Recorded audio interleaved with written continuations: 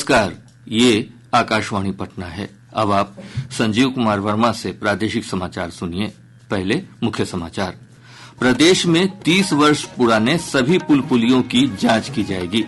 राज्य सरकार ने कहा 15 दिनों में पूरा होगा सर्वेक्षण। नेपाल के जलग्रहण क्षेत्रों और प्रदेश के विभिन्न भागों में हो रही बारिश के कारण कई नदियां खतरे के निशान के पार। निचले इलाकों में बाढ़ का पानी फैला। प्रदेश में 21,000 से अधिक पदों के लिए सिपाही बहाली परीक्षा 7 से 28 अगस्त के बीच आयोजित की जाएगी। और महाराष्ट्र में आयोजित सीनियर रग्बी राष्ट्रीय महिला प्रतियोगिता में बिहार की टीम ने रजत पदक प्राप्त किया। अब समाचार विस्तार से। जल संसाधन विभाग के अपर मुख्य सचिव चैतन्य प्रसाद ने कहा है कि राज्य में 30 वर्ष पुराने सभी पुल पुलियों की जांच की जाएगी। श्री प्रसाद ने पटना में पत्रकारों से बातचीत में कहा कि जांच का काम 15 दिनों में पूरा कर लिया जाएगा। अपर मुख्य सचिव ने कहा कि पिछले दिनों कई पुलों के धंसने की घटना को विभाग ने गंभीरता से लिया है और जांच में दोषी पाए गए अभियंताओं और ठेकेदारों के खिलाफ कार्रवाई की जाएगी। उन्होंने कहा कि पुलों के ध्वस्त होने की घटनाओं की जांच विभाग का उड़न दस्ता संगठन कर रहा है। इस संगठन के आज अपनी रिपोर्ट सौंपने की संभावना है।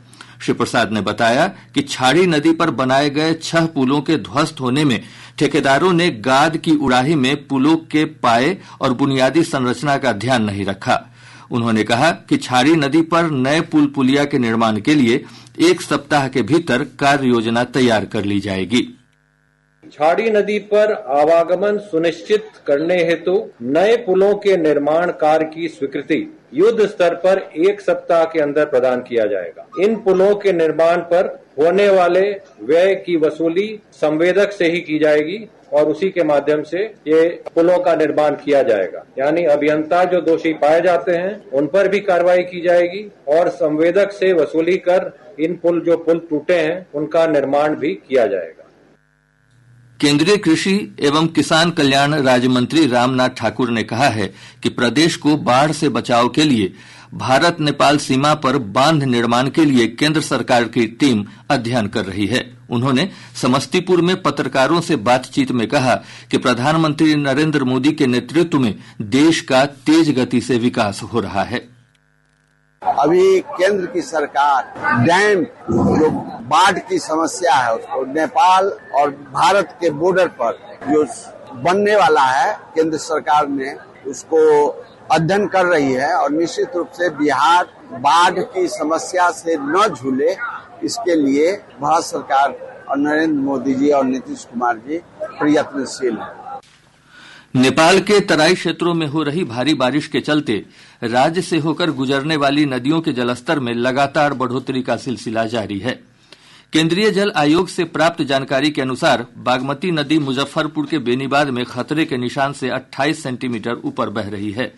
वहीं कोसी नदी का जलस्तर खगड़िया के बालतारा में लाल निशान से 34 सेंटीमीटर ऊपर दर्ज किया गया। नदी का जलस्तर सुपौल के बसुआ में खतरे के निशान के आसपास पहुंच गया है। इधर महानंदा नदी का जलस्तर पूर्णिया के ढेंगरा घाट में लाल निशान से ऊपर दर्ज किया गया। कटिहार के झाबा में नदी का जलस्तर चेतावनी के स्तर को पार कर गया है। परमान नदी अररिया में लाल निशान से 17 सेंटीमीटर ऊपर बह रही है। नदियों के जलस्तर में बढ़ोतरी से प्रदेश के कई हिस्सों में बाढ़ की स्थिति उत्पन्न हो गई है। सुपौल से हमारे संवाददाता ने बताया कि कोसी नदी के जलस्तर में कमी आने के बावजूद नदी का दबाव कई तटबंधों पर बना हुआ है। नदी का पानी किशनपुर प्रखंड के मौजहा पंचायत के निचले इलाकों में फैल गया है। कई लोगों के घर क्षतिग्रस्त हो गए हैं। इधर कटिहार से हमारे संवाददाता ने बताया कि महानंदा नदी के जलस्तर में बढ़ोतरी से अमदाबाद प्रखंड सबसे अधिक प्रभावित है। जिलाधिकारी मनीष कुमार मीणा ने बताया कि कटाव क्षेत्र में बाढ़ निरोधात्मक कार्य के जरिए कटाव रोकने की कोशिश की जा रही है। दरभंगा जिले में कमला बलान नदी के जलस्तर में बढ़ोतरी से कई गांव बाढ़ के पानी से घिर गए हैं। हमारे संवाददाता ने बताया कि जिले के गौड़ा बौराम प्रखंड क्षेत्र में कमला बलान नदी का पानी चतरा, रहीटोल, बौराम मुसहरी और मनसारा समेत कई गांवों में फैल गया है। सड़कों पर पानी आ जाने के चलते लोग नाव के सहारे आवागमन कर रहे हैं। किसानों की मूंग और धान की फसल पूरी तरह से पानी में डूब गई है।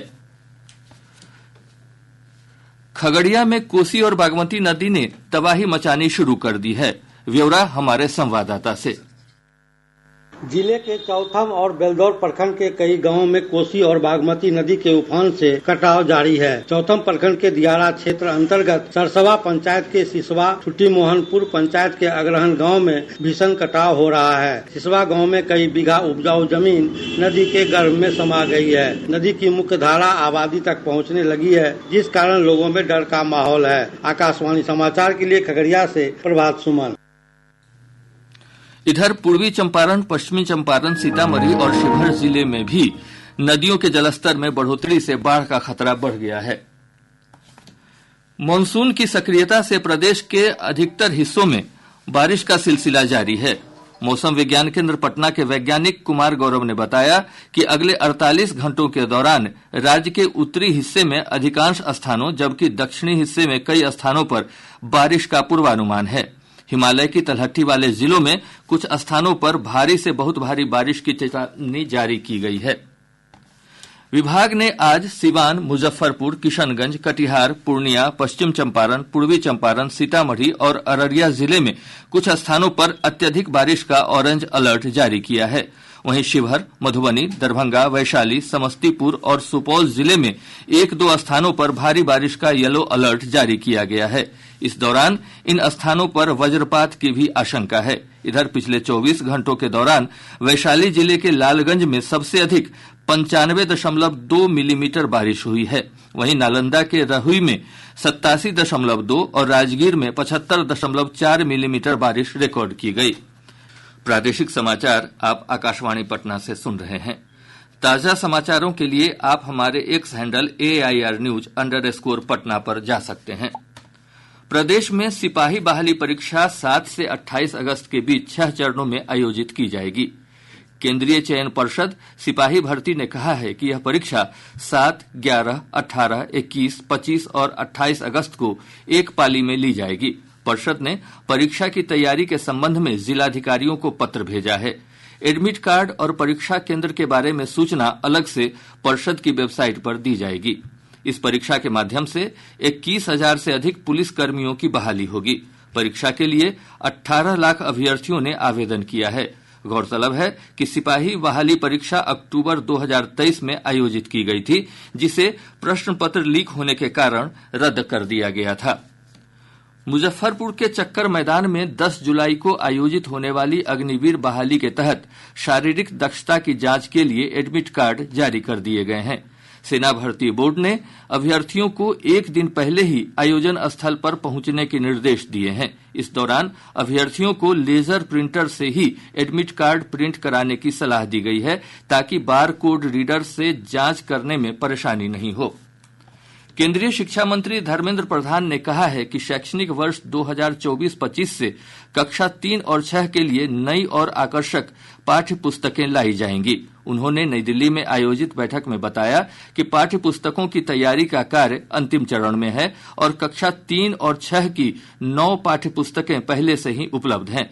शेष 8 पुस्तकें बहुत जल्द उपलब्ध होंगी। श्री प्रधान ने कहा कि राष्ट्रीय शिक्षा नीति 2020 का उद्देश्य बेहतर शिक्षण परिणामों के लिए सीखने की प्रक्रिया को आनंददायक और तनाव मुक्त बनाना और सस्ती कीमत और उच्च गुणवत्ता की पाठ्य पुस्तकें प्रदान करना है। भारतीय सूचना सेवा के वरिष्ठ अधिकारी धीरेन्द्र ओझा को पत्र सूचना कार्यालय PIB का महानिदेशक नियुक्त किया गया है। श्री ओझा शेफाली शरण का स्थान लेंगे, जिन्हें प्रकाशन विभाग का महानिदेशक नियुक्त किया गया है। प्रदेश में श्रावणी मेला के आयोजन को लेकर तैयारियां जारी हैं। मुख्य सचिव ब्रजेश महरोत्रा की अध्यक्षता में मेले की तैयारियों को लेकर विभिन्न प्रमंडलों के आयुक्त, जिलाधिकारियों और पुलिस अधीक्षकों के साथ समीक्षा बैठक आयोजित की जाएगी। इधर राजस्व और भूमि सुधार विभाग ने विभिन्न स्थानों पर मेलों के आयोजन के लिए 5 करोड़ रुपए से अधिक की राशि जारी की है।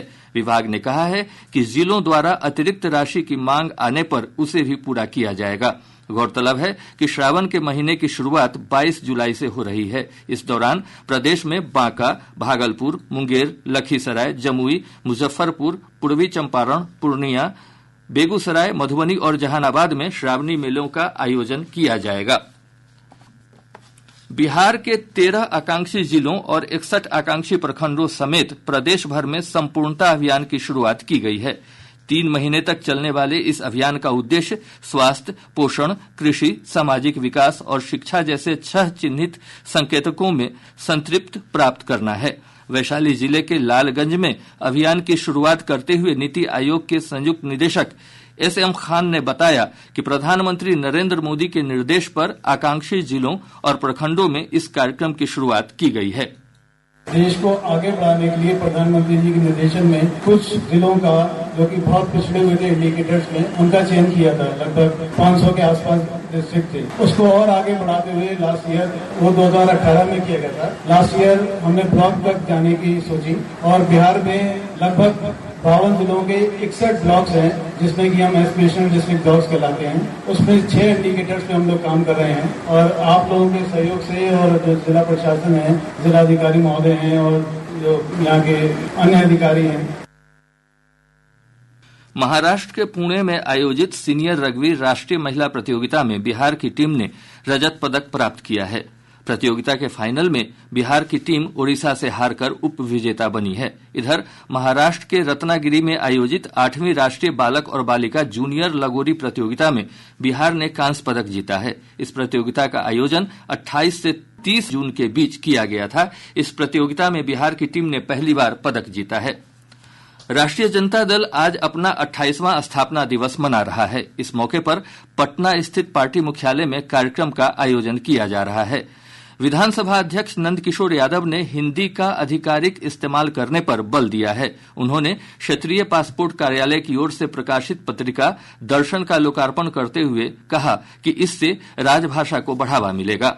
गोपालगंज में सीमेंट लदे एक अनियंत्रित ट्रक के कार पर पलट जाने से इसमें सवार महिला दरोगा और चालक की घटनास्थल पर मौत हो गई। गोपालगंज सदर 2 के एसडीपीओ अभय रंजन ने बताया कि महिला दरोगा सतीभा कुमारी के अदालत जाने के दौरान यह हादसा हुआ। अब पटना से प्रकाशित प्रमुख समाचार पत्रों की सुर्खियां।